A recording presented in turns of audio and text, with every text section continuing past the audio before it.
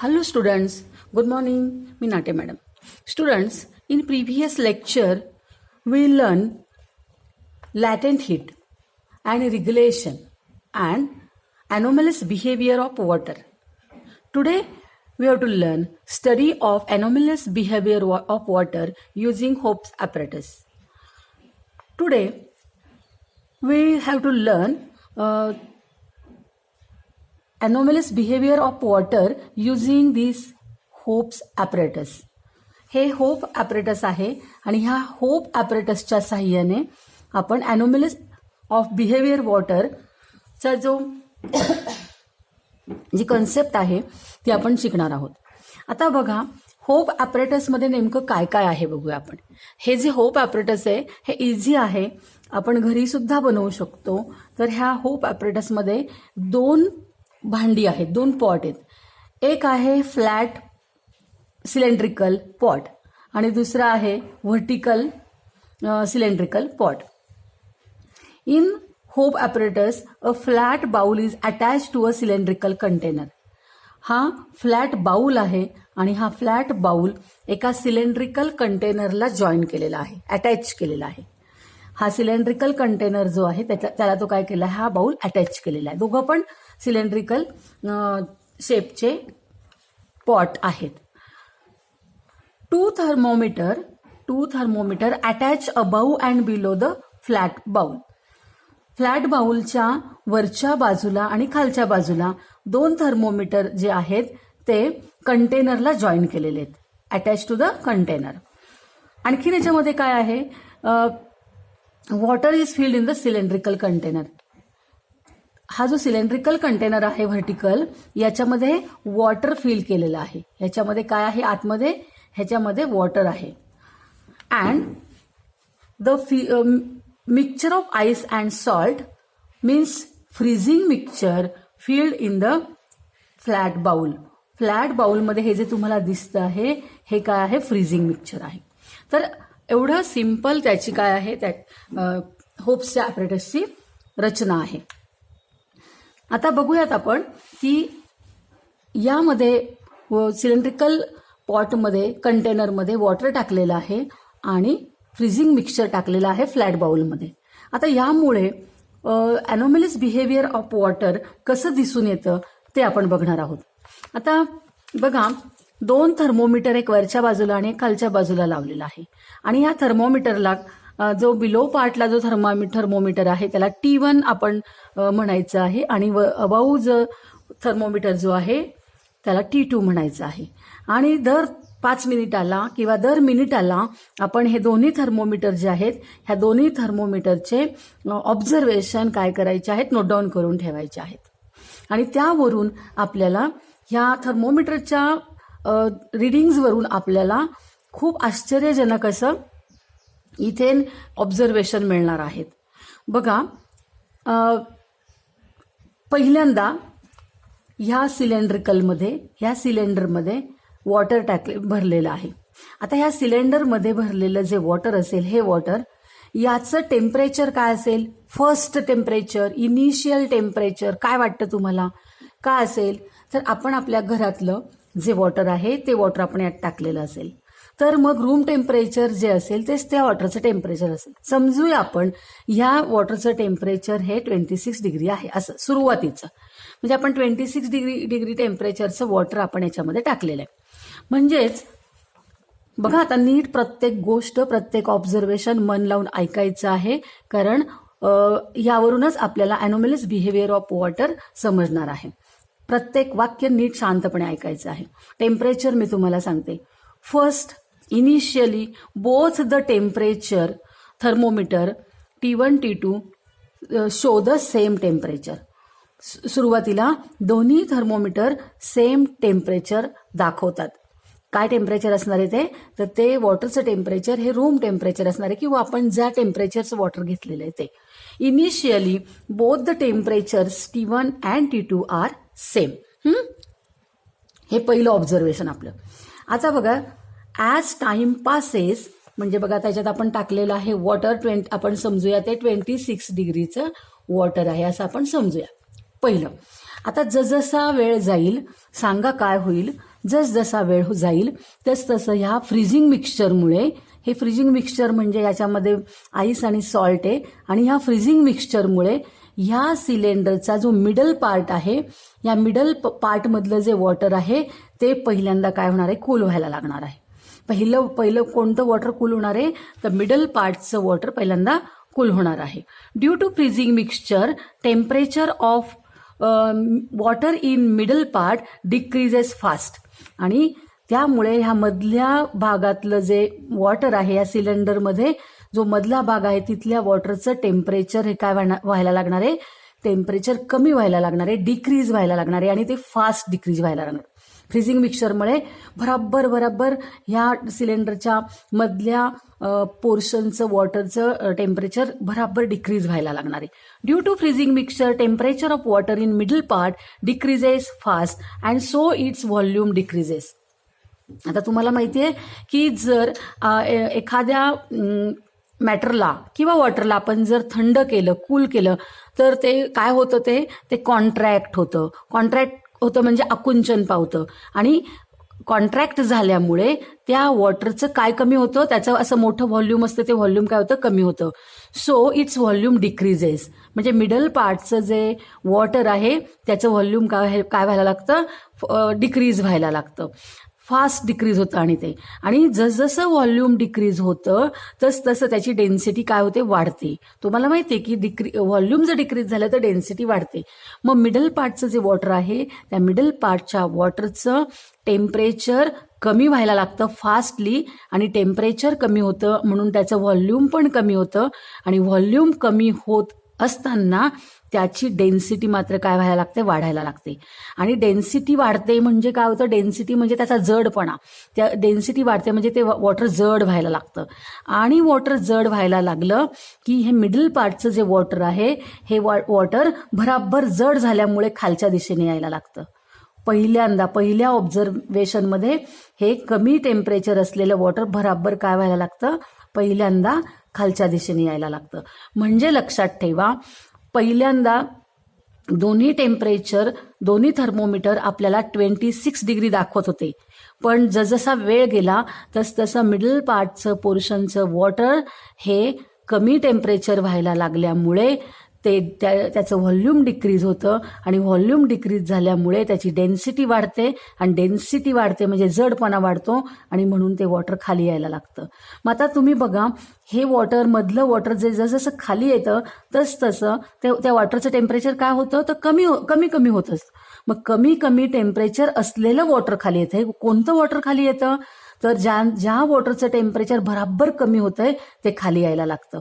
म्हणून मग जसं वॉटर खाली यायला लागतं कमी टेम्परेचरचं, तसं हा थर्मोमीटर जो आहे तो बिलो पार्टचा जो थर्मोमीटर आहे तो काय व्हायला लागतो, तो थर्मोमीटर आपल्याला बराबर टेम्परेचर कमी दाखवायला लागतं. आणि म्हणून पहिल्यांदा सुरुवातीला इनिशियली दोन्ही टेम्परेचर सारखे दाखवत होते, पण काही वेळ गेल्यानंतर बिलो पार्टचं थर्मोमीटर काय दाखवायला लागतं, टेम्परेचर बराबर कमी होताना दिसतं. म्हणजे इथून 26 वरनं हे टेम्परेचर 25, 23, 24 असं पटापट कमी होतं. ते कुठपर्यंत कमी होतं माहितीये, तर 4 डिग्री सेल्सिअस पर्यंत ते बराबर कमी व्हायला लागतं. कारण 4 डिग्री या मधल्या पार्टच्या वॉटरचं टेम्परेचर हे 4 डिग्री सेल्सिअस होईपर्यंत ते वॉटर खाली जातं, आणि 4 डिग्री सेल्सिअसचं वॉटर इथं 4 डिग्री सेल्सिअसचं वॉटर आल्यानंतर काय होतं बघा. मग पहिल्यांदा बिलो पार्टचं टेम्परेचर, थर्मोमीटर टेम्परेचर कमी दाखवत जातं आणि ते 4 डिग्री सेल्सिअसला येतं.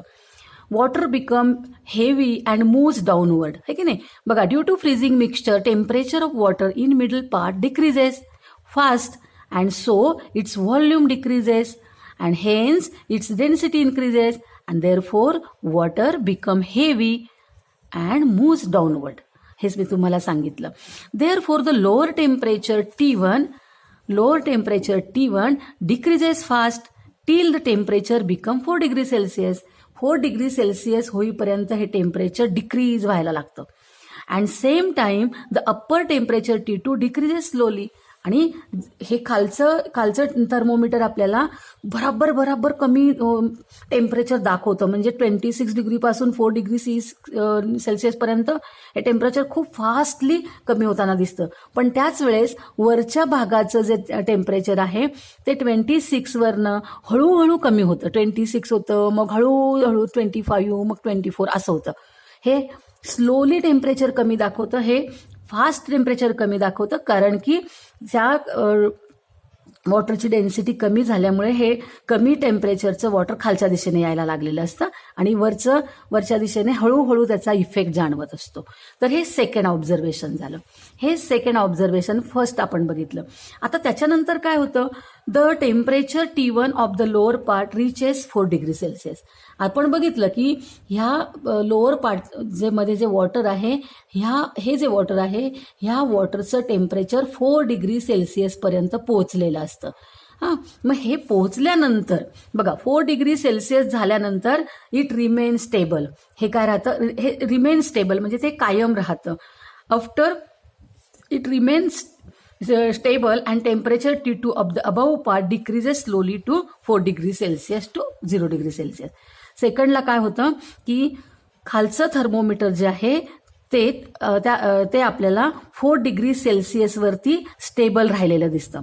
म्हणजे 26 पासून 4 डिग्री सेल्सिअस पर्यंत जातं, पण 4 डिग्री सेल्सिअस पासून 0 पर्यंत जात नाही. 4 डिग्री सेल्सिअसवर हे रिमेन राहतं.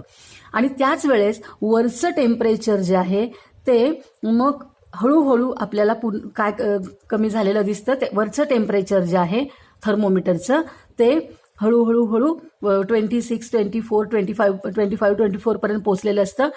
मग ते टेम्परेचर खूप कमी व्हायला लागतं, आणखीन कमी व्हायला लागतं. Temperature T2 of above part decreases slowly to 4 degree Celsius.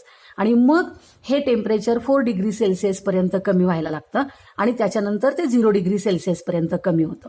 म्हणजे आधी हे 4 डिग्री सेल्सिअस पर्यंत कमी होतं, तेव्हा हे स्टेबल असतं, म्हणजे स्लोली दाखवत असतं टेम्परेचर कमी होताना. हे एकदा 4 डिग्री सेल्सिअस झालं की इथल्या टेम्परेचरमध्ये बदल होत नाही, हा स्टेबल राहतो.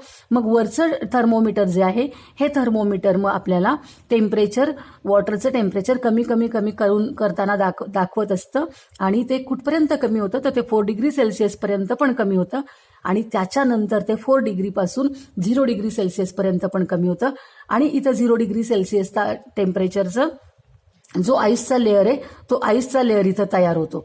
लास्ट इथे काय तयार होतो, आईसचा लेअर तयार होतो शेवटी सगळ्यात.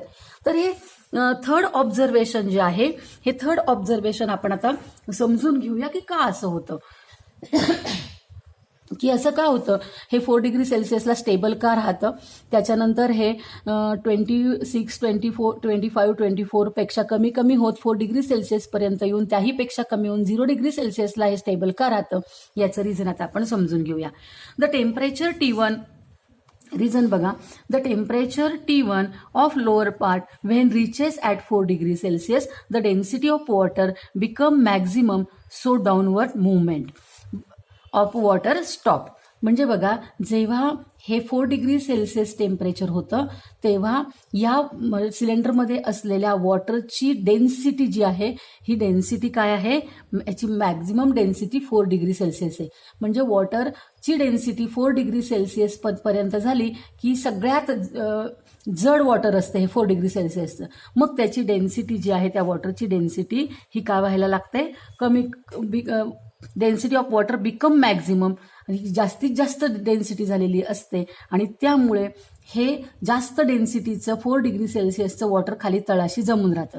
आणि म्हणून हा थर्मोमीटर जो आहे तो 4 डिग्री सेल्सिअसला आपल्याला स्टेबल राहिलेला दिसतो, कारण की maximum density of water is 4 degree Celsius and therefore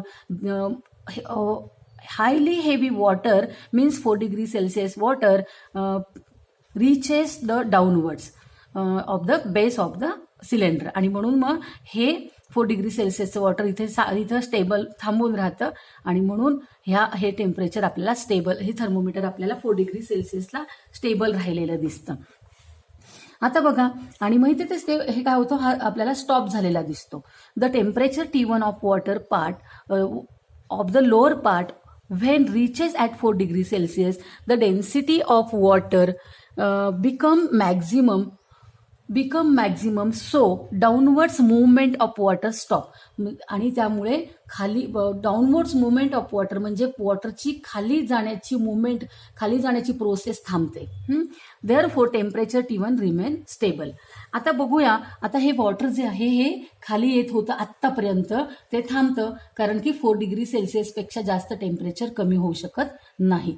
मग आता 4 डिग्री सेल्सिअसपेक्षा कमी जेव्हा टेम्परेचर व्हायला लागतं, आता इथे ह्या फ्रीजिंग मिक्सचरमुळे मिडल पार्टचं वॉटरचं टेम्परेचर कमी कमी होऊन 4 डिग्री सेल्सिअसला पोहोचतं आणि तोपर्यंत वॉटर खाली खाली खाली जात राहतं. पण जेव्हा 4 डिग्री सेल्सिअसपेक्षा पण वॉटरचं टेम्परेचर कमी होतं, तेव्हा मात्र 3 डिग्री सेल्सिअस किंवा 2 डिग्री सेल्सिअस किंवा 1 डिग्री सेल्सिअस अशा टेम्परेचरला मग काय होतं, हे वॉटर खाली जाण्याच्या ऐवजी ते काय व्हायला लागतं, वरती जायला लागतं. म्हणजे सुरुवातीला फर्स्ट मुवमेंट आहे वॉटरची डाऊनवर्ड मुवमेंट. डाऊनवर्ड मुवमेंट ही कोणती मुवमेंट आहे, फर्स्ट मुवमेंट आहे. Up to 4 degree Celsius, 4 degree सेल्सिअसपर्यंत डाऊनवर्ड मुवमेंट आहे. आणि एकदा का 4 डिग्री सेल्सिअस झालं की वॉटरची मुवमेंट काय आहे, सेकंड मुवमेंट आहे ही अपवर्ड मुवमेंट आहे. Upward movement. हां, आता हे अपवर्ड मुवमेंट कोणत्या डिग्री सेल्सिअसचं वॉटर आहे, हे 4 degree Celsius, 4 degree Celsius to 0 degree Celsius. म्हणजे 4 डिग्री सेल्सिअस होईपर्यंत वॉटर खाली आलं आणि नंतर 4 डिग्री सेल्सिअसचं टेम्परेचर झाल्यानंतर वॉटर वरती जायला लागलं. 4 डिग्री सेल्सिअस, मग 3 डिग्री, मग 2 डिग्री, मग 1 डिग्री, मग 0 डिग्री वॉटर वरती जायला लागलं. याचं एकच रिझन आहे की maximum density of water is 4 degree Celsius. सगळ्यात जड पाणी कोणतं असतं, 4 डिग्री सेल्सिअसचं. मग 3 डिग्री 2 डिग्री हे पाणी कसं असतं, याच्यापेक्षा हलकं असतं वजनाने, आणि ते वजनाने हलकं असल्यामुळे ते खाली न येता ते कुठे जायला लागतं, वर जायला लागतं. तर म्हणून मग हे 4 डिग्री सेल्सिअसला थर्मोमीटर स्टेबल राहतो. पण मग हे टेम्परेचर जे आहे ते आपल्याला काय दाखवायला लागतं, 4 डिग्री सेल्सिअस झाल्यानंतर परत ते 3 डिग्री सेल्सिअस, मग 2 डिग्री सेल्सिअस, मग 1 डिग्री सेल्सिअस, मग 0 डिग्री सेल्सिअसपर्यंत हे काय होतं, थर्मोमीटर आपल्याला टेम्परेचर दाखवायला लागतं. ह्याचं रिडिंग आपल्याला दिसायला लागतं. It is reading decreases 4 degree Celsius to 0 degree Celsius. And at last बघा, आता हे बघा, at the downward movements of water stop, therefore temperature T1 remains stable. At same time, when the temperature of water start decreases below 4 degrees Celsius, water gets expand and its volume increases, so its density decreases, water become lighter and move upward direction. हेच मी तुम्हाला सांगितलं की जेव्हा temperature हे 0 degree सेल्सिअसपेक्षा कमी व्हायला लागतं, 4 डिग्री सेल्सिअसपेक्षा टेम्परेचर कमी व्हायला लागतं, तर हे काय करतं, मग 4 डिग्री सेल्सिअसपेक्षा कमी होत असताना ते ॲनॉमलस बिहेवियर दाखवतं. आणि टेम्परेचर जरी कमी होत असलं तरी ते कॉन्ट्रॅक्ट होण्याच्या ऐवजी, आकुंचन पावण्याच्या ऐवजी वॉटर काय व्हायला लागतं, एक्सपांड व्हायला लागतं.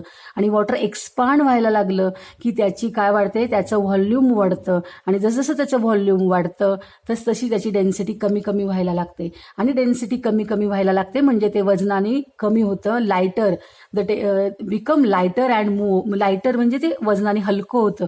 आणि वजनाने हलकं झालेलं पाणी खाली कसं जाईल, ते वर जायला लागतं. आणि मग ते वर जातं. So it density decreases, become lighter and move upward direction. आणि वॉटर वरच्या डायरेक्शनने जायला लागतं. And therefore the temperature T2 of upper part decreases fast. आणि मग त्यावेळेस हे टेम्परेचर फास्टली डिक्रीज व्हायला लागतं. At last the lower temperature T1 records 0 degree Celsius. अगदी शेवटी लोअर टेम्परेचर जे आहे, म्हणजे ह्या थर्मोमीटरचं, वरच्या थर्मोमीटरचं टेम्परेचर जे आहे ते कुठपर्यंत पोहोचतं, तर 0 डिग्री सेल्सिअसपर्यंत पोहोचतं. आणि 0 डिग्री सेल्सिअसपर्यंत हे टेम्परेचर पोहोचलं की ह्या वॉटरवरती, ह्या होपच्या ॲपरेटसमध्ये वरचा जो लेअर आहे तिथं आईसचा लेअर तयार होतो. आईस लेयर तयार होतं. आणि म्हणजेच बघा की वरती जरी आईस लेयर असला तरी आईसच्या खाली मात्र काय आहे, आईसच्या खाली 0 डिग्री सेल्सिअसपेक्षा जास्त टेम्परेचर असलेलं वॉटर खाली आहे. आणि हेच आपल्याला दाखवतं ॲनोमिलस बिहेवियर ऑफ वॉटर. या होपच्या ॲपरेटसने आपण ॲनोमिलस बिहेवियर ऑफ वॉटर अभ्यास केलेला आहे. तर मला असं वाटतं की तुम्हाला हे समजलं असेल तर मला तसं कमेंट बॉक्समध्ये कळवा. आता आपण याच्यामध्ये बघा कशा प्रकारचे प्रश्न येतात. बघा, the point of intersection of the curve show the temperature of maximum density. तुम्हाला कर्व पण दाखवायचा राहिलेला आहे, दाखवते मी तुम्हाला कर्व. हां, आता हा कर्व बघा, इथे आपल्याला टेम्परेचर दाखवलंय आणि इथे काय दाखवलंय, टाइम दाखवलेला आहे. बघा टेम्परेचर सुरुवातीला आपण समजा 12 डिग्री सेल्सिअसचं वॉटर घेतलंय. दोन्ही ज्या थर्मोमीटर आहे आपल्याला T1 ही T1ची आहे आणि ही T2ची आहे. हे दोन्ही आपल्याला कशा दाखवतात, स्टार्टिंगला सेम दाखवतात, सेम टेम्परेचर दाखवतात.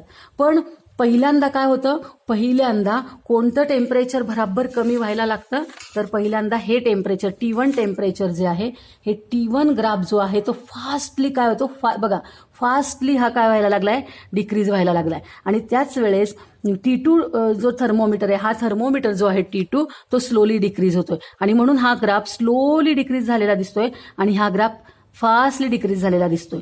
आणि जेव्हा टेम्परेचर हे 4 डिग्री सेल्सिअस होतं, टेम्परेचर 4 डिग्री सेल्सिअस होतं, त्यावेळेस ह्या वेळेस काय होतं की हा जो T1 जो आहे तो काय राहतो, स्टेबल राहतो. आणि T2 जो आहे तो मात्र काय व्हायला लागतो, T2 मग हा फास्ट कमी व्हायला लागतो आणि हा जो T1 आहे तो स्लोली कमी व्हायला लागतो आणि हा फास्ट कमी व्हायला लागतो. आणि म्हणून हा T1चा ग्राफ पहिल्यांदा फास्टली डिक्रीज झालेला दिसतोय आणि T2चा ग्राफ पहिल्यांदा स्लो डिक्रीज झालेला दिसतोय, पण नंतर मात्र तो फास्ट डिक्रीज झालेला दिसतोय. तर अशा पद्धतीने आपण ह्या होपच्या ॲपरेटसचं ग्राफ पण काढू शकतो, ग्राफवरनं पण आपण हे एक्सप्लेन करू शकतो. आता इथे तुम्हाला काही प्रश्न विचारलेले आहेत. ह्या प्रश्नामध्ये बघा, ॲपरेटस कोणतं आहे, figure show Hope's apparatus, it is use to study the anomalous behaviour of water, it contains ice and salt freezing mixture, the temperature of the two T1 T2 are 4 degree Celsius and 0 आणि पहिल्यांदा काय असतं, identical.